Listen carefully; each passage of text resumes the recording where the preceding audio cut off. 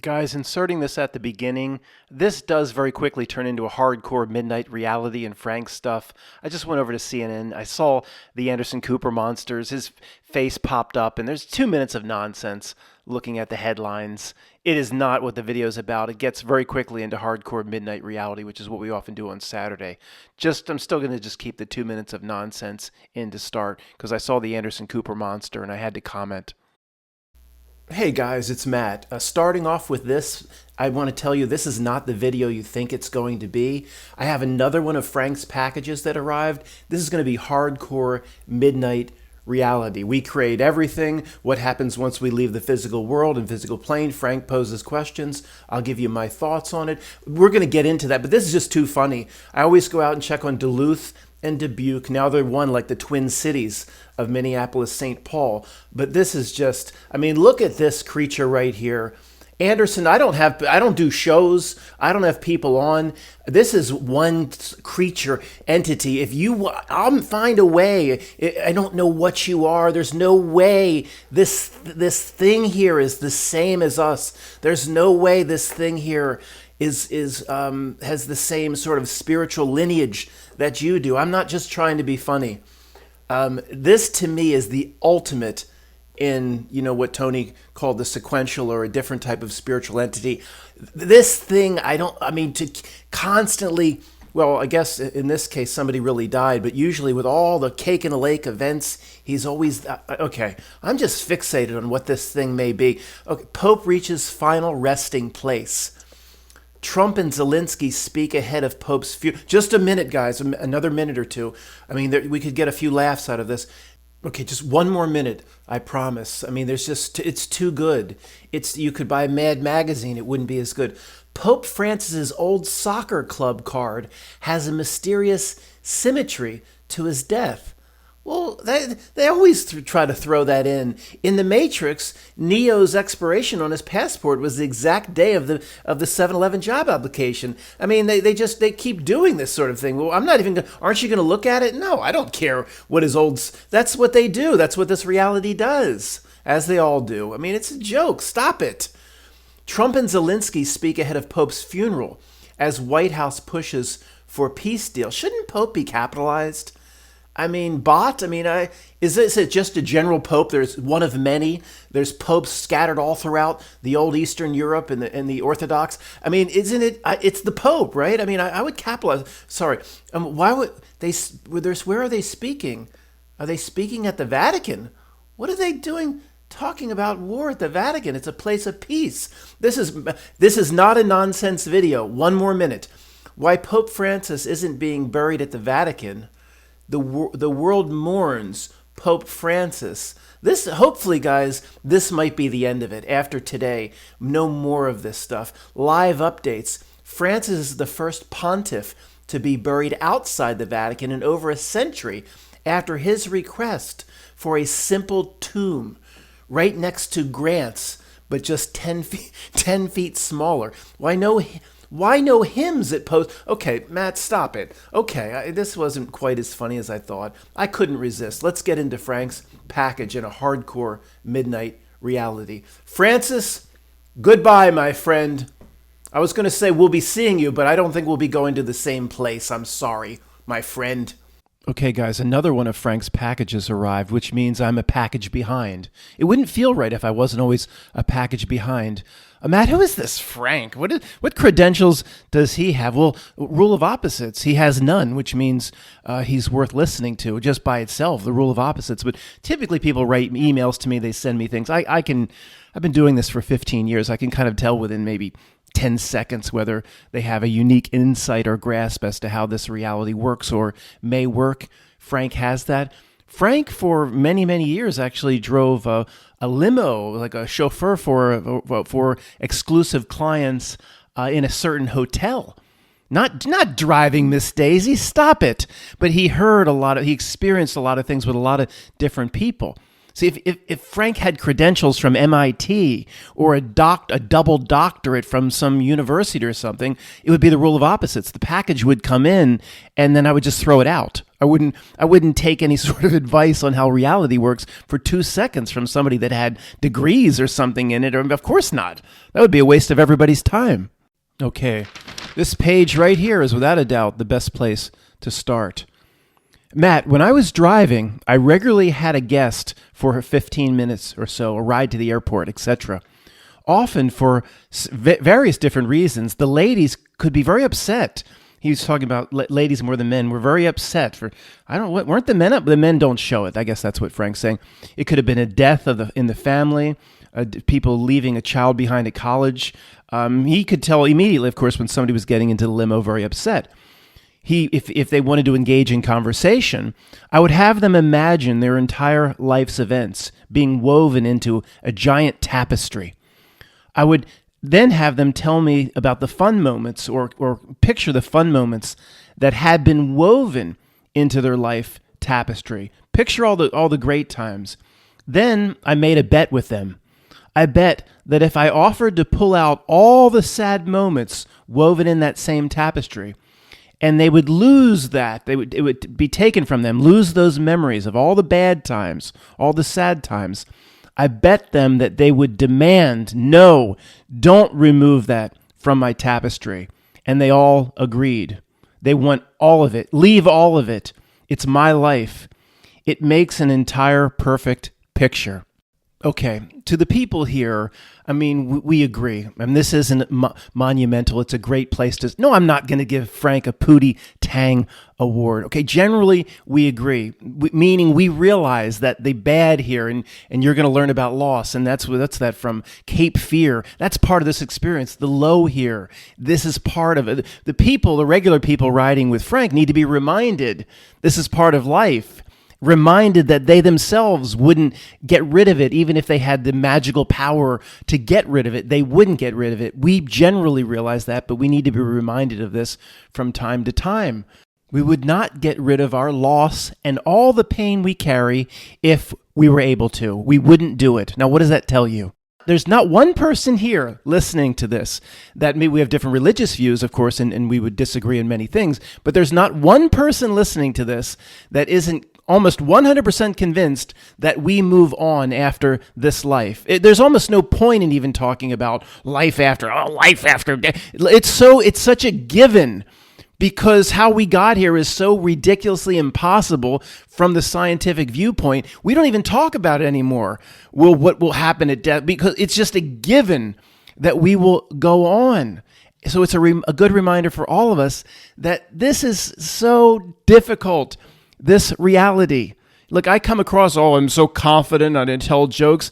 I've been terrified recently, absolutely not terrified that someone's going to break my home or I can't defend not little stuff like that, but just terrified. What is my place going to be over the next few decades, however long I have left to live? What is my place going to be in a world that's completely breaking down and melting down? And I see that if it's this bad now, what's it going to be like 5 or 10 years from now? How will I be able to stomach it? How will I be able to... I've been absolutely terrified.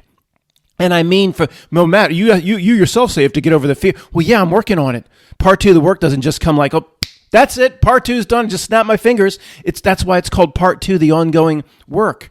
And we feel different things sometimes when I feel something or I observe something, many of you say, I'm feeling the same thing at the same time, or I've been terrified recently at the world. I don't know any other way to explain it. My huddling with my blankets over my head, and afraid to get it. And then I'll put on a good show. Matt's so confident, he tells you. And then as soon as the video's loaded, I just go, I hide under my covers again. No. When I say terrified, I just have no other word to use. It's not the fearful stuff you would think. It's terrified of the world and how will I continue to exist in this world as it melts down, as we get farther and farther away from the Ship of Fools. When the Ship of Fools was just a few blocks away, I don't think this is the best example, but maybe some of us thought, well, if I want to, I could swim back onto it. We're off permanently, folks.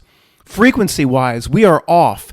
And the ship of fools is so far away now, yet it's not a great example or metaphor, because every time we walk outside our front door, we're walking around the decks of the ship of fools. We can't completely get away from it. We're getting away from it spiritually. Jacob Marley Chains, attachment, how we resonate, how we vibrate. But when we walk out our front door, we're on the decks, bumping into all the passengers on the ship of fools.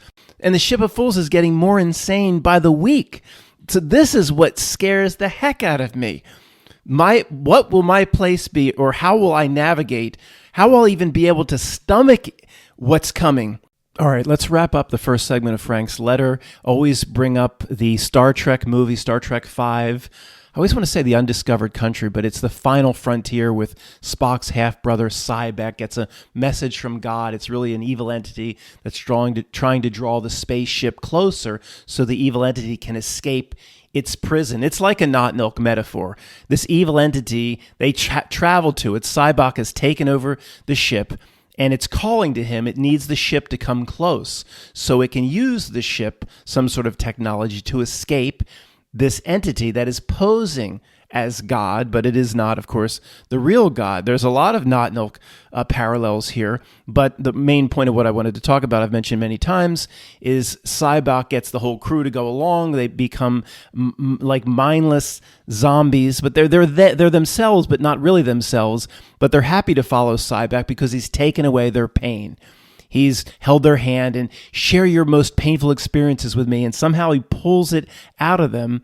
And they're not themselves, Uhura and Sulu, and they're themselves, but they're high or something. They've lost a main part of themselves. And Kirk, of course, I'm sorry to be long-winded. You've heard me tell this story before. Kirk is the last one. He says, I don't want you to take away, even though it might feel wonderful. I don't want you to take away. I need my pain. The pain is it's part of the whole of me. I don't want my pain magically wiped away. We need these painful experiences to make us who we are. So, of course, okay, you know that. I like the way Frank put it here. We need to be reminded of this. This is one of the main reasons we came here, incarnated here as spirits. If I'm terrified of what my place will be in the world, and I've learned a few things over the years, I stop and go, isn't this feeling is incredible. This is an amazing experience. If it was just ho-hum, whatever, and everything, it wouldn't be. It's exciting. It's terrifying, but that's part of it. And if Frank had the magic wand and said, I can take that terror away, Matt, of you'll completely fit in with the world. I don't want you to don't take my terror away. That's part of this experience. Of course, we existed before we came here. We'll exist after. That's not even worth talking about anymore. Well, Matt, you haven't found Jesus. Oh, come on. Maybe that's your way out. Let's leave that behind in the comments. One little thing here at the end of this page, it says, there's more here, but I'm just going to read this one part.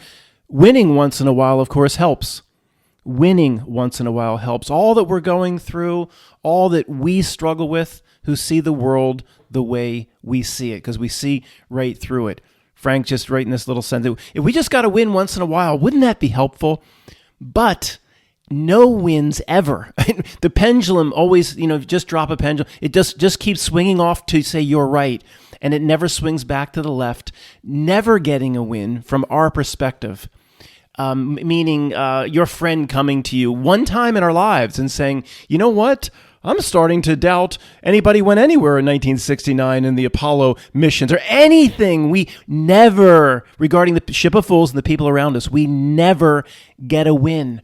That exposes the best news of all time. Well, everything anymore exposes the best news of all time. Fake world. Now, no matter how confident I was a few minutes back that, of course, spiritually we go on after death, that is the biggest fear and mystery of this entire experience. As confident as I was, it's never going to be 100%. This whole reality is based upon the potential fear and terror and mystery of what happens to me at death. And is it potentially the end of all existence? That will always be here. Can't snuff that out. Can't get that down to 0%.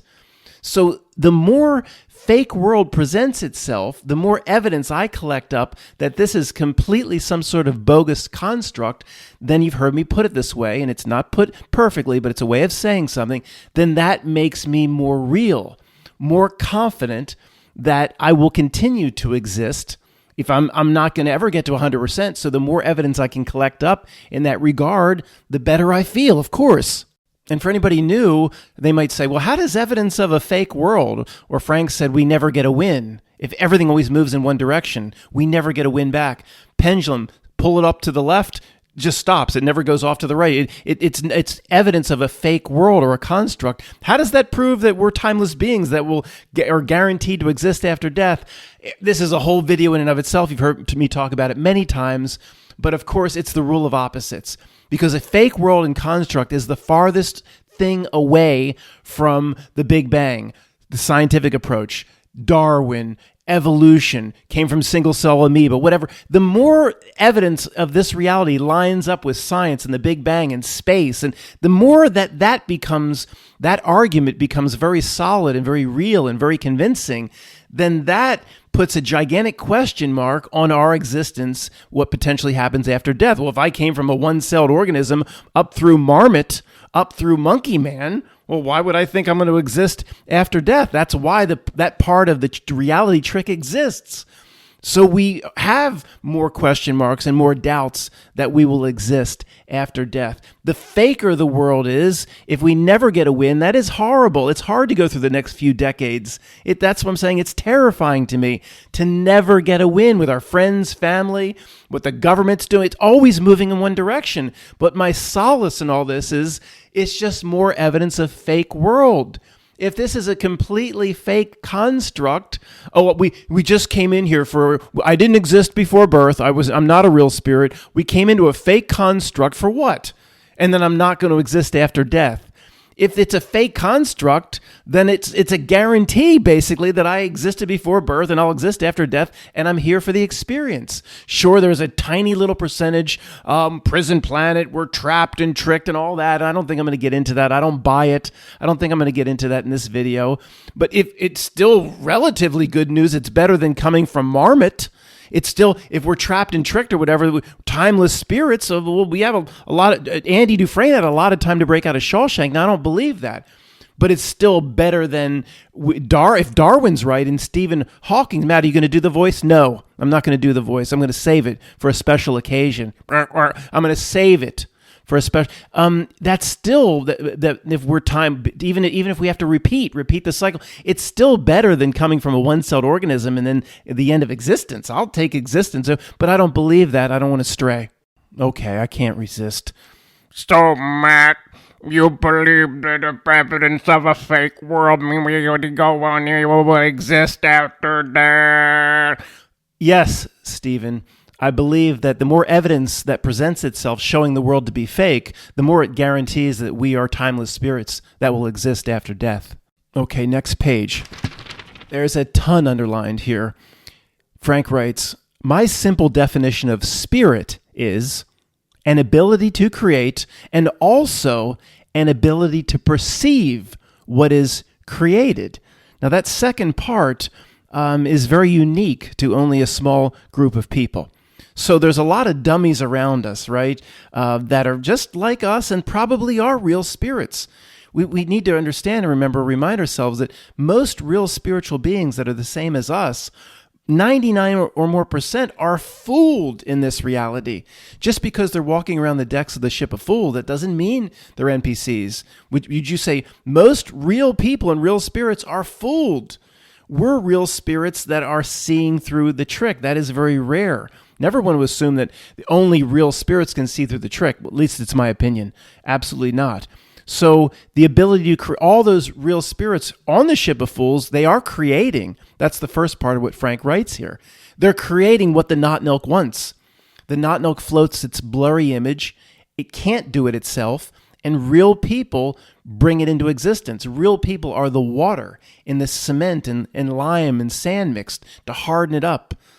So hard you can't even break it with a sledgehammer. That's the real people. They're creating all the time. They're creating what the Not Milk wants.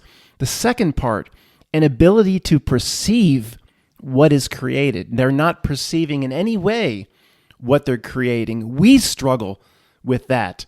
So just spend another minute just looking down at Frank's definition. It is correct because it just says the second part is an ability to perceive. The definition of spirit, an ability to create in this universe, in this reality, and the ability to perceive what is created, not the guarantee to perceive.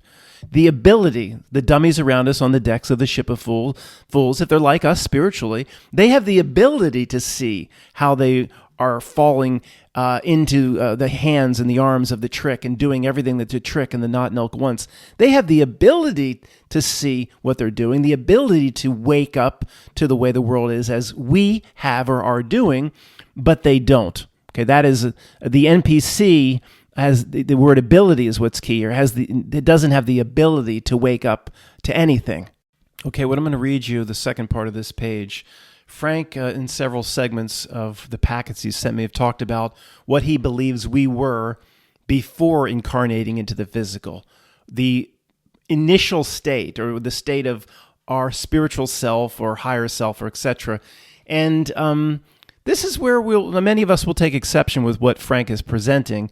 Because it's like with Frank, you can send me another package and clarify, but it's all or none approach.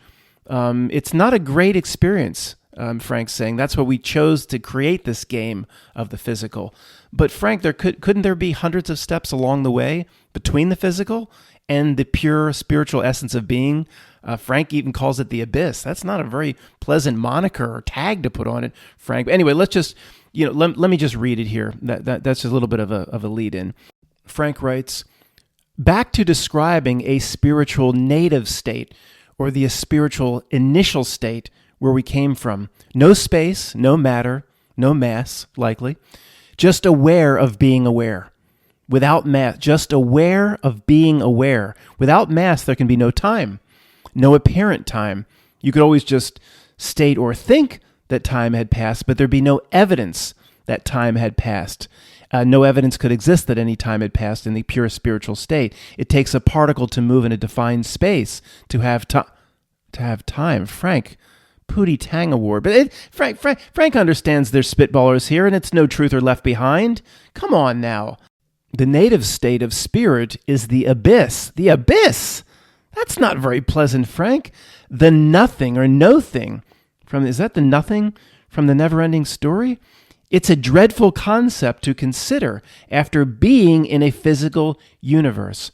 So the fear of death could be the fear of being out of the physical and maybe not being able to create the universe just left, or not being able to create anything in that state, he says, or to create a new universe.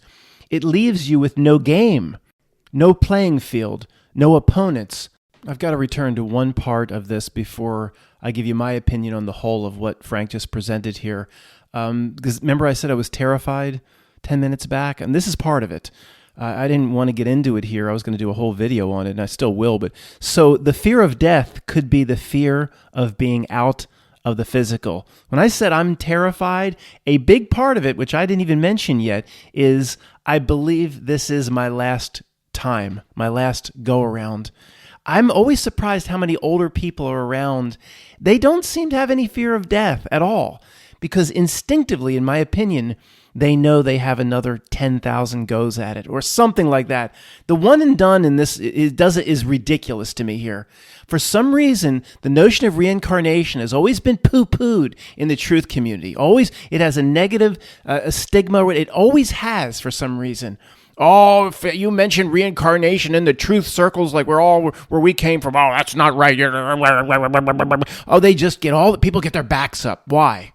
One and done, some timeless spirit. We've always existed, meaning 4, 5, 6 trillion years is nothing. Always existed, always will exist. Just come into this little thing for one little 70, 80, or 90 year experience, and for some of us, 45 or 50 year experience, whatever. Just this little tiny thing, which is a blink of a blink of a blink, times a trillion to the millionth power. So we're going to come in for this little tiny experience. It just doesn't make sense to me. It makes a lot more sense that if we're going to do the physical, we're going to experience thousands of different things. That makes more sense than one and done. Sorry. I don't think the experience like that Josh is having now and the hard times, his next experience, maybe he'll be a prince or something. But one and done in material realities doesn't make any sense to me. Even Tony talked about the higher self and simultaneous incarnations and needing to do it as long as the higher self needs to do it to learn what it needs to learn to get all the simultaneous incarnations and the whole of itself out of here. It's poo-pooed.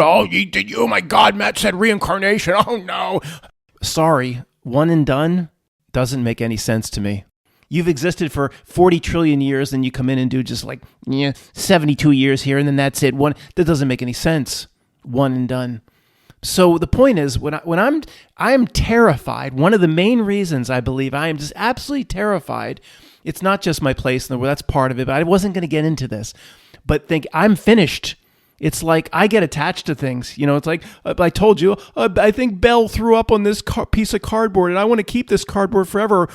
Or Belle scratched at this cardboard like an old scratcher with pieces falling off and I want to hold on to it even though I'm throwing out like the entire house. The sentimental stuff with things that are important to me like my cats, I want to hold on to it forever. There's a little cat perch out here that Cooper and Gouda were on it as kittens, and I don't want to get rid of it, even though nobody uses it.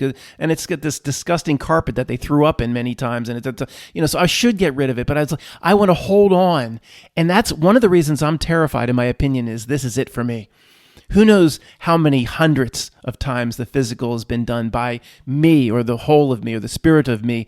How many thousands of times, millions of times? Who knows? I feel it in everything, every fiber in my being. And I hate that stupid term. I feel every fiber in my being. I don't know other way to say it. I hate the dumb term, but I'm going to say it. This is it. No more physical experiences for the entity known as Matt after this one. That's what I feel. Talk about attachment and leaving the physical behind. If this is it, and we're no longer the whole of me spiritually, is not going to do this anymore. Physical planes, and I feel that way. Leaving behind something that you've known for not hundreds of years, potentially tens of thousands or way more, that is terrifying.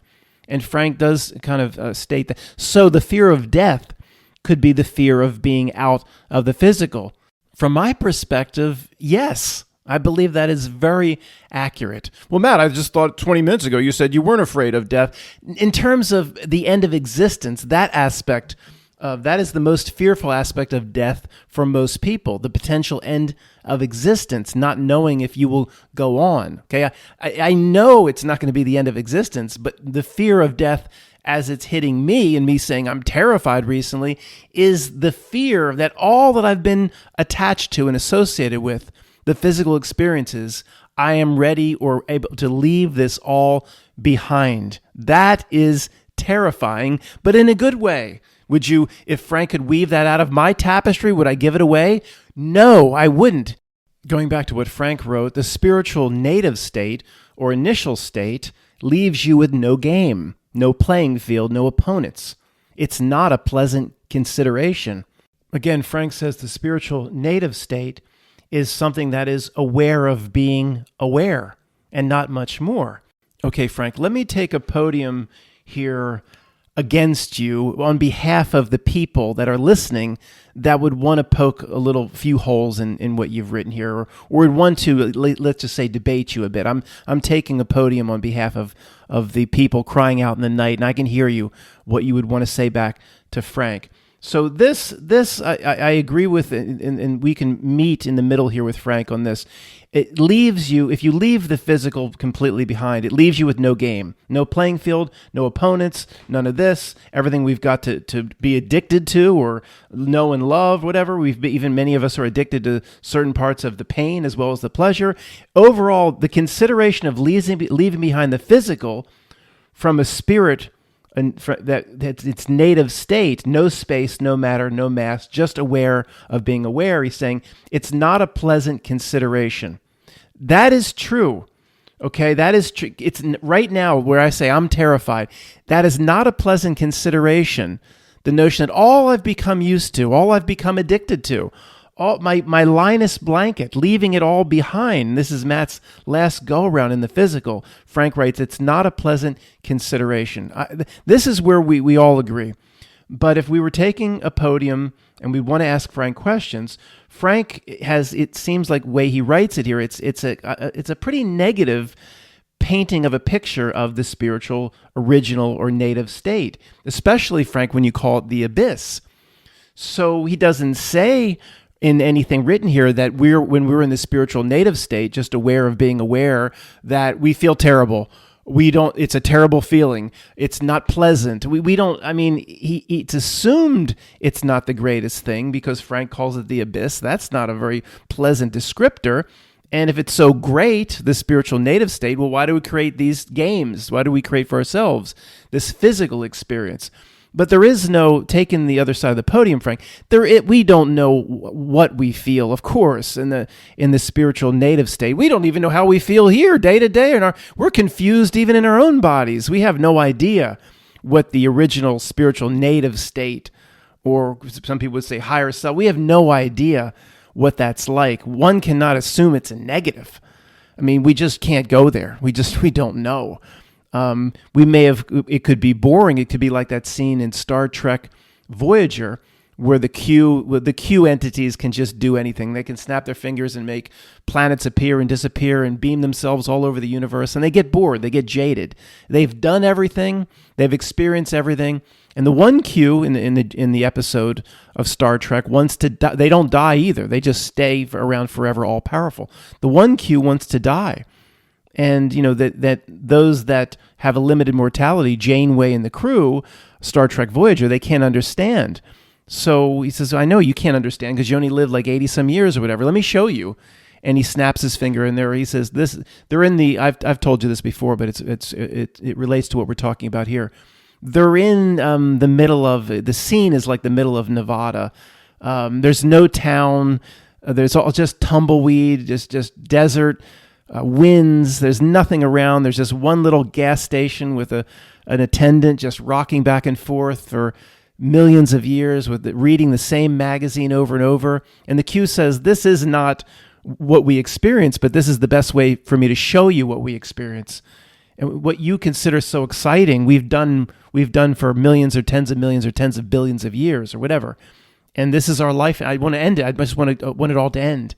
Imagine if this was your life for tens of millions of years, this desert wasteland with tumbleweed reading the same page of the same magazine over and over. Now you can understand why I want to end my existence or whatever. So, I mean, that if it became like that for us, we would want to create ridiculous games like this reality with the ship of fools and a reality melting down around us and the terror of, saying I'm just fearful of what my place in will be and this and all these different emotions. We would create something like that for ourselves.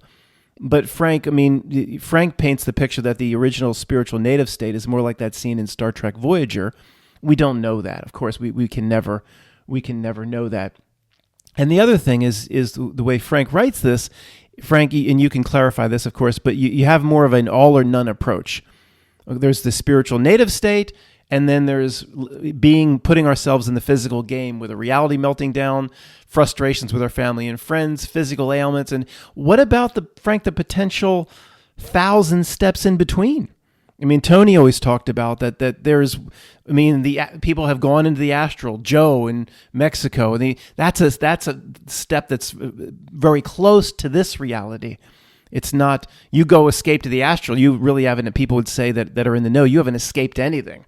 I mean, the archonic beings could be there. That's very close to this place.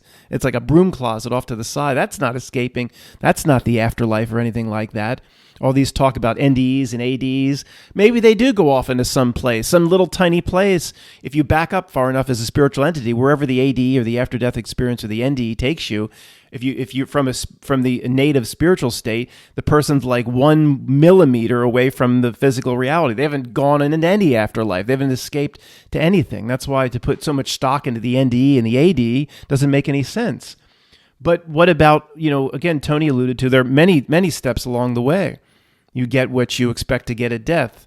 A certain religious belief expects to be with certain gods. They, according to Tony, don't be upset at the messenger. You'll go off and do that until you 400, 500, 8,000 years from now, you realize this is only one step This is where I'm still 1,000 steps away from where I need to be. So, Frank, the way you write this, it's like all or nothing. There's the spiritual native state and all these crazy games on Earth. So in summarizing this, I mean, Frank has written a limited number of pages here. I mean, I can't assume I know how he thinks about everything, but he has written it like an all or none. What about the 1,000 or 10,000 potential layers in between? Or games like this one that just make more sense? Okay, I want to do the physical, but if we create the game, I want to do a physical world where there's no disability, no ailments. I want to do laying under the palm tree with the lube for 100 years. I want to do a physical reality where my stove doesn't back up and there's no carbon monoxide poisoning. What is all that? Does the game have to be? I mean, why can't there be a pleasant game, Frank? Okay, again, he's written a small amount here, and I can't assume what Frank's response would be to everything. There's just a limited number of words, so he'll clarify it over time. We have some time. This part of the letter here relates very much to what we were just talking about. Coming from the spiritual native state, the nothing, once space and matter was made by stating it so, we create these games, we create everything according to Frank, I would create a game to play. As I am the only one there, I would make some things act automatically. Automatic movements would make time. Playing both sides of a chess game is not fun, so I would make some Frankensteins and Dr. Frankensteins to play against in my game. I couldn't give them all my ideas, so I'd give them differences, limitations, and different abilities. Now I can be challenged in this game. Now I could have surprises. But you can imagine how crazy things could get. Some of my Dr. Frankensteins, these are the minions and Not Milk and Creeps that I designed for my game, can, per the way the parameters of the game is designed, could turn into monsters, which seems to be what's happening now. Matt interjects. It does seem to be getting out of control, but still, I still think they're role players under contract and they can never get too far out of control.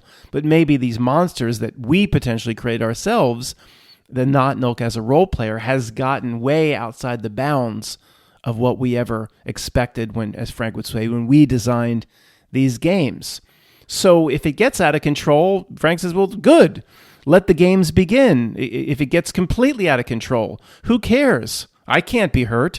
This is the absolute definition of Scott and the no consequences people. He goes, let it, fine. It's completely hijack. Oh, fine. He says, who cares? I created it. I can't be hurt. And oops, I can't play seriously knowing that I created it, or truly, we can ponder it here and toss things around, but how many of you are going to walk away from this conversation just knowing 100% and carrying forth every step for the rest of your life that you created all this? We float it, but we'll never truly be, we're so deaf, dumb, and blind here, Tommy. We'll keep it on the table, but we'll never truly buy into it 100% or not nearly as close to what Frank has, and that's fine. We're supposed to be very, very confused here. It's part of the experience. So the last part of designing the game, Frank writes something like, I'll write in the not knowing onto myself. I'll write in the Tommy, the deaf, dumb, and blind kid, upon myself. Sure. I get every single time when this topic comes up and it's relevant, I get on the YouTube channels that complain it's not fair. I can't imagine. I just shake my head. It's not fair because we don't. What game where you don't know who you are, where you don't know the rules? And I'll say it one more time. If we knew who we were, we knew the rules, nothing here would work. Not one aspect of one moment, of 1 second of this life would work unless we are truly wiped and although the mind wipe proves it's hijacked. No, nothing here would work. Not one thing if we weren't as blind as we are. This is obvious at this point. And the end of this section from Frank says, and now it's 2025, and to us, at least a certain type of spiritual being, the game sucks. We created it. We don't know now in this experience we created it. But, if it sucks, I'm sure Frank would say, well, we created it at some point. I don't know how long we have to stick with it. we have to stick with it till the time runs out. We'll create a different one. So, Frank says, well, we have a few trillion years at minimum to play with. And that, obviously timelessness, you have to assign it into some ridiculous number. It doesn't make sense. I like saying a few trillion years, even though it means timeless. It means more to me. I can see how expansive that is more than just saying timeless. That doesn't really, we can't even comprehend that. So that's why I always say trillions of years. So now it's 2025 and the game kind of sucks. And we got to ride this game out. It's like you watch a Super Bowl or something once, it was like 45-2. And it's like, oh, I'm at the party. You got to ride it out. You're at the party. Your friends are there. There's popcorn. You can't just go, I'm going to excuse myself and go off to the bathroom. Do you have a Playboy magazine? Can't do it. Got to ride it out. The game sucks. The company, your best friends didn't show up. It's the people like, hey, Matt, you want to talk about them? I want to talk to you about. There's people you don't want to talk to. You're there. We could ride out the Super Bowl party. You got to ride out this game. I'm not going to go try to do like what Neo leap off the building after Morpheus. You got to ride it out. It's okay. We, make a different one next time. I agree with most of what Frank's saying. Then he writes, when I wrote in the past that to really have something, hide it. What he means is to really have something special, hide it. And the ultimate hiding it is hide it from yourself. Hide it from yourself. Frank, do you think there's a spiritual part of us that's not here, like a higher self? Frank, I don't think Frank believes that. Not in the way we talk about it. Maybe Frank can clarify that for me, even quickly in an email, Frank. I appreciate you writing this out and taking all this time. He has my email. Shoot me a quick email to clarify. I appreciate these. I mean, he'll send me some note cards. I have these 3x5 cards I want to read from you. I don't know if we'll get all through it. These are wonderful packages. And, I like the analog here. I like this analog way more than the digital. But if certain things need to be clarified, just shoot me a quick note. And he says, if you really want to hide something, you hide it from yourself. Everything here in terms of what we are is hidden from ourself. So, will this all go away at the moment of our death? There's a lot here that's unanswered. It's all exercises in thinking big, guys. I'm not here to impose Frank's religion on you or mine. It's just exercises in thinking big that we always can gain from this sort of exercise, no matter how much of this you agree or disagree with. Okay, quick break here. This is like doing the advertisements in the old-fashioned radio show. Frank has these 3x5 cards with just little sayings on them. I've selected a few to read kind of like a little break before we get back into the hardcore midnight reality discussion. This first one says, a tiny hole can empty a great big bucket. These are very Zen. Did you steal this from Zen, Frank? What is the sound of one hand clapping? A tiny hole can empty a great big bucket. I like that. Next time somebody says, you can't do it, a tiny hole punch of the, very nice. But these are Matt, these are stolen from some 5 and dime Zen book. These aren't from Frank. I don't know. The road to success is paved with tempting parking spaces. I don't know if he came up with it or not. I like these ones. I'll point them out. The road to success is paved with tempting parking spaces. You pull over here with your lube and you don't get the success you want. Not the success that Alec Baldwin would want you to have. The success for what this life is really for. Asking causes receiving. That is, Matt, but Frank, you stole that from Be Careful What You Wish For. That's as old as the Zen itself. Be careful what you wish for. See, I've been told that a few times, and I was once complaining big time in the insurance company job in the early part of '96, which means I was 26 years old. And I was like junior salesperson doing this small little sales. Oh, man, this sucks. Complain. I'm this, I'm that. I'm summa cum laude, Penn State. And then one of my boss said, be careful what you wish for. And 4 weeks later, they had shipped me out to Los Angeles. So sure, big promotion and everything, but shipped out to L.A., get off into that horrible place and that horrible.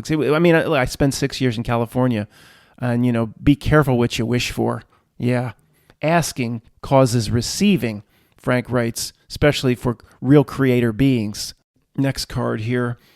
The stupider it looks, the more important it probably is. That's just another way of saying the rule of opposites, right, Frank? The stupider it looks, the more important it probably is. the more this reality pushes things forth as important as what you should be focused on, what is the definition of success, how to get the keys to the city, then it means none of that is important, and everything it says is not important becomes important. The stupider it looks, the more important it probably is. Very similar to the yuppie poet. And the more it costs, the better it is. And that's the bottom line. Next one. Go out on a limb. That's where the fruit is. Go out on a limb. That's where the fruit is. Frank, if I get any sort of legal cease and desist or worse in FedEx from all the monasteries at the bottom of the damn Himalayas on the Nepal side or the Tibet side, to me that was the same place for about 30 years. If I get this is all stolen from the Zen Buddhists at the bottom of the foothills of the Himalayas, Frank, you're going to pay the legal costs. Before I read the next one, Frank's a good sport. He's yelling at me right now saying, Matt, I never said all of these were mine originally. Why are you saying, I know. He's just highlighting, pointing certain things out, rules to live by in this reality. And he's not trying to pass them all off as his, especially this one. This is the law of attraction.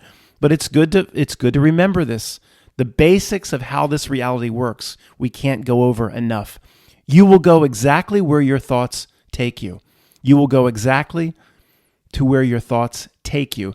Now, do you know there's a rule of attraction book? This is the Not Nook understands the law of attraction. What you truly believe is what you get. At least you will influence it to one degree or another.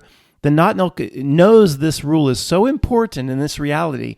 Do you realize since even the late 1800s, it's written a law of attraction book? You could say, what's the biggest law of attraction book around 1900? And this book pops up. What's the major law of attraction book in 1910? The Secrets to Getting Rich. It's all about thinking it, believing it. This is why in some cases fake it to make it works, because your whole sense of being, you faked it and won it so much that your whole sense of being starts to believe that is when the reality starts reflecting the fake it to make it. And then there was the book. I went over this book with you guys. There's a book in the 20s, 30s. I forget. There's one every single decade. Right up the latest hijack. I don't think they've done anything in the last 20 years. The latest one was The Secret. And the hijack is it wants you to focus on all the stuff that the Not Nook wants for itself and what it thinks you should want and your definition of success. You go watch the movie The Secret and the book The Secret, Law of Attraction, and you believe it and you think it and you put pictures up and you focus on it. It's all material crap. It's speedboats and diamond rings and The Secret. Here's how you get rich. And it's using the real laws of this reality. So you use your real magical powers to get the absolute horse shit that it hawks, to get its rhinestones. Here, use your magical. That's Matt. Pootie Tang award on you, Matt. That's what the main part of the trick is. The Not Nook. It's always been.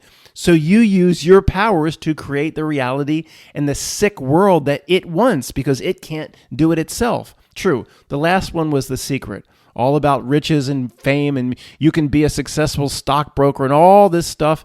And The Secret's true. It works. Just use it for things that it really should be used for, not Nook horseshit trinkets and crap. The con, one of the main cons of this reality, more of what they sell will make you happier. More of what they sell. There's nothing that they sell that they push on us that will make us happier. How screwed up are most people's definitions of success? If they get a telegram in the mail that they're going to get the key to the city, they get excited. Look at this, honey. Oh, I can invite my family and friends. We can all go to the ceremony. If you get the key to the city, let me tell you what, you really fucked up in life. You basically couldn't have been any worse. But what do most people do? They want to desperately trade places with that individual that received the Not Nook coveted award, whether it be the Golden Phallus of Osiris of the Oscar or a Grammy or the Nobel Prize or the keys to the city. The people are jealous. They want to switch places. And nobody here listening, the words coming out of my mouth, would ever want a Not Nook award. An Oscar? No, are you kidding me? Go up and grab the golden head of Osiris's pene? Nobody that's even getting close to graduating would ever want to be recognized by the Not Nook. I mean, that's the definition of a Pootie Tang award. We all know that.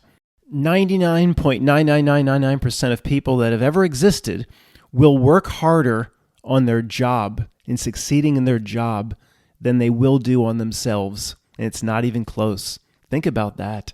99.99999 will work far harder on their jobs. And whatever, and I'll add, Frank, whatever Not Milk considers a standard of success, and putting in that addition onto the home or something. I mean, I don't know. We don't getting that second car. I don't know. Whatever the standards of success is for the average proletariat in your town, they'll work thousands of times harder on that stuff than on themselves, and what we call part two, the work. How sad is that? Matt, put the kindergarten Zen book down and let's get back to the hardcore midnight reality. I was holding this one back. We get into these discussions. It gets a little scary from time to time. It's not all kindergarten Zen stuff from Frank. A lot of it is very scary and stuff that we have to face up to and stuff that we just can't ignore. And here's one. Here's a card that makes me tremble. There we go. If spirit has any physical properties, if spirit itself has any physical properties, we're doomed as free beings. Connected to physical, any sort of connection to physical, is a chain by belief or by agreement. Now, I'm not in love with the second part here, doomed as free beings, but I want to remind everybody, even the way Frank put this, we are ultimately in control. Whether physical has any connection to spirit, I think if there was anything more written on this card, and I'm flipping it over and there isn't, Frank would say it's up to us. It's not a condition that we just have to live with. Like if the pool's a little bit too cold, I can't go in, it's cold. It's up to us, I think Frank would say. What is one of the main parts of the Not Milk trick? To get you to believe the physical is all you are. So to make that jump, if you will, to make the jump where spirit might have a little bit of aspect of physical. So if spirit takes on any degree of physical, even one little micro percentage, then as long as it has that, we are doomed as free beings. Let me read the whole thing over again. If spirit has any physical properties, we're doomed as free beings. Connected to the physical in any way as a chain by belief or by agreement. I think that's the last part. Again, one of the greatest bits of news of all time is if the game had ended and we had lost and we have no chance and we're truly trapped and tricked and doomed or whatever, why is it working so hard? Now, the old guards heard me say that thousands of times. It's pretty much the most important revelation in this existence, in my opinion. If we've lost and it's won, why is it continuing to work as hard as it does? And it is tireless in presenting its trick against us. Because it works tirelessly with no days off, that means it hasn't won anything yet. It's the greatest news of all time every time you see how hard it's working to, I'm going to say it, to get up in your business. And I got an email recently that upset me a little bit from Elaine. Elaine's been around here on and off for many, many years. This did upset me, Elaine. She said something along the lines of in her email, I'm moving forward with like nothing but positivity. It's like, Matt, you can go back to what you've been doing. And I was like, Elaine, how many times have I said this or that regarding what the Not Milk's doing or the world proving itself to be fake? How many times have I said these different aspects to us as the greatest news of all time? The greatest news of all time. I've said that 1,000 or more times. Pointed out, it's the greatest news of all time because if this is a temporary construct and there's something put here to act as a role player, to play a game against us, you're a timeless spirit. You'll go on to many billions of other things after this. There is no end at death. I mean, okay, do I have to really reiterate that? So I get this email from Elaine, like, I'm going to move on with positive. Like I'm just sitting here analyzing the negative over and over. We go onto the front pages of CNN just to have a laugh. Don't we just, when we deserve a laugh from time to time? I've said the greatest this or that, or see what the Not Milk's doing here is the greatest news of all time because it tells you who you really are. It's the most important thing in this entire existence. Yet I'm just a negativity channel. Yeah, thanks a lot. Thanks a lot. So let's get back to this scary preposition from Frank. If spirit has any physical properties, we're doomed as free beings. Connected to physical is a chain by belief or by agreement. But if it's up to us, if everything's up to us, it's really not as scary as it seemed. What's basically one of the top goals of the Not Milk trick? I mean, this is right up at the top. to get everybody to believe that this experience is all they are, all they ever will be. You are the mind that thinks in English. You are the physical. It just works overtime. It's so important to put even on your tomb or your gravestone that you were a wife, husband, partner in the law firm. Just put what you were in the Not in Elk world. The constant, it just gets you to make your own Jacob Marley chains to the physical over and over. That's, again, it's working so hard. It's working overtime, so it doesn't have you in this regard. It's up to us. It's like, I've made certain ties with the physical that I need to get out of it. At the end here, it says by belief or by agreement, which means by affirmation. We could say anything I've done in terms of, I'll do it right now. I encourage you to do it. If I've made any choices in this life or taken any action by being fooled by the Not in Elk trick, and we've all were fooled through most of our lives, that in any way made or tied the spirit to physical, in any way, the way Frank put it here, if spirit has any physical properties, we'll put it like that. If there's anything I've ever done that gave the spirit associated with me, any physical properties, it was done via trick, I remove it, I nullify it, my spirit has no physical properties. I haven't fallen for the trick because now that I see through the trick, I realize I have fallen for it in the past, but that doesn't mean anything once I see through it now. Via affirmation, I remove it. Any spirit associated with me has no physical properties. Why? Because I said so. It's that simple. The power always lies with the target of the trick.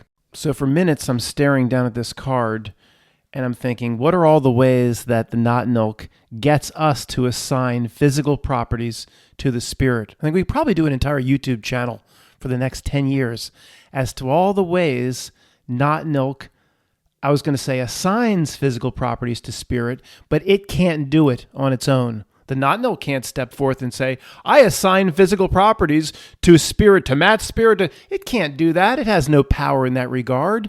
If physical properties can be assigned to spirit, whatever that means to you, as usual, this proves over and over again, it has not won anything. We have to do it to ourselves, as usual, as they all do.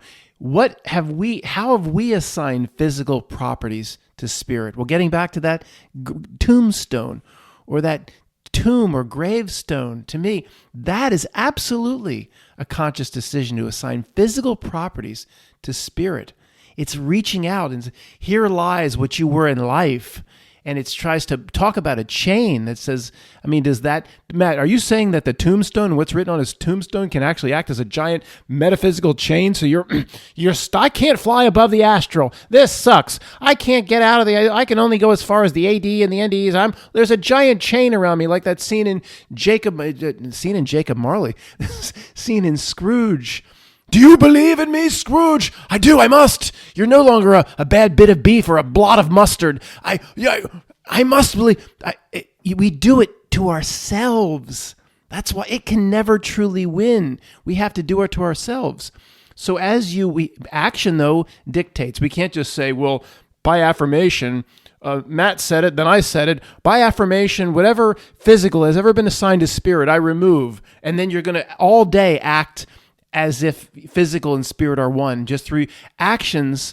Actions do speak very loudly. You have to follow it up with action the best you can. It starts with an affirmation, of course. I think per affirmation, I do believe we have the ability to nullify everything we may have done while we were under the influence of the trick. That is absolutely, to me, part of the rules here. Yeah, I did all this. I may have, what Frank says here, assigned physical properties to spirit. When I was in my teens and 20s and I was out in Los Angeles working for the big insurance company, I might have done a ton of things. I was completely fooled by the trick. Somebody going to come forth and say, well, that counts. You were fooled by the trick and you can't get out of it. No. That's not the way a trick works. Once I see through the trick, I have the power to nullify everything I did while I was under the trick. That's not some lame excuse or some cheap-ass cheat code loophole. That's the way it would work, the way it would have to work once we see it. Now, once we see through it, if we continue through our actions to continuously assign physical properties to spirit, this is very similar to what I talked about 6 or 7 years ago, the Jacob Marley chains. Then we're doing it to ourselves. And if the actions of what we do, we know we're taking these actions, we don't truly believe, or the power of the affirmation doesn't exist, because we know through our actions we're not following through with what the affirmation called for. Anyway, so it could be a whole YouTube channel, and I'm not prepared to get into it now. What has the not milk done to trick us, and continuously to trick us, to trick you, me, and the people around us, to continuously assign physical properties to spirit? This is extremely well put. Thank you, Frank. This is a way of looking at an old not milk trick in a way we've never quite looked at before, assigning physical properties to spirit. Good news again is we do it to ourselves. It cannot do it to us. And we're in an extremely powerful position right now, having seen through this aspect of the trick. I am not, unlike whatever, the little cards, Frank, I can't keep everything forever. I did toss them. Like, what is the sound of one hand clapping and all that zen? I did toss them, okay, as I go. I just can't keep everything forever. This card I'm keeping. Oh, yeah. This card I am keeping, and I will live my life. Well, wait a second. In making the decision I just made, I may have assigned a physical property to spirit. And the vegans would say, when you put that booger in your mouth, Matt, you ought to smash a booger. Everything's now a smash a booger. The vegans go a little too far. I don't buy that. They say, you eat that burger. Yes, this is a duality realm. Life is sustained, unfortunately, through the death of other things, whether it be animals, plants too. You don't think that wheat is cut down, whatever? Maybe the wheat is hurt as much as the cow or the bull or whatever. I mean, everything, vegans, that was alive, right? It was growing in the ground. I'm not saying it's one in one, but it's just the way the reality is. All right. It's just the way this duality realm is. Our life is sustained through death. It's not just one-sided with animals. Every single plant every cucumber was cut out of the ground. Doesn't matter if it was going to die in the first frost. It's basically the same thing. Okay, I'm sorry. So what was I talking about burgers for? So if you eat they might take it too far. I think that's taking it too far. You eat, you'll smash a burger, and that's not assigning physical to the spiritual. We have these canine teeth, and we have to once in a while we have to eat smasher burgers. So I'm just saying, bad example, but don't take it too far. I think the gravestone and the tombstone is absolutely a good example of trying to assign a physical property to spiritual, what you did here in this world, because it's a statement about the spiritual, about the afterlife, your tombstone and what's on it. You might not think it's the greatest example. I'm keeping this card, Frank, and we'll revisit this many times, because if it is possible, it's this important. If it has gotten people where they have assigned one little chain, one little bit of physical to the spiritual, he's saying we're doomed as free beings. I would change that next and say we may not be able to move on. We may have to come back here and do it again. Not completely doomed for eternity or anything like that. And I'll change the first sentence too, Frank, and say if it has put any physical properties on spirit, I'll send me an email, Frank. I would say, well, we have the ability to change that and correct that immediately by recognizing it. And thank you, Frank, for helping. This is really, really good stuff. Okay, guys, to wrap up, I have at least 12 to 15 more pages from Frank that I haven't gotten to. I've read through most of them, but if you like this sort of thing, I certainly believe we'll be doing a whole nother Midnight Reality on Frank's stuff, at least 2 more. So there's a lot of interesting things here, and thank you, Frank. So he writes them out. It's not an email. It's absolutely in the analog, just pen on paper. And just, it's a nice change of pace. Thank you, Frank. Thanks for everybody for being here. I'll see you tomorrow at freevoice.io.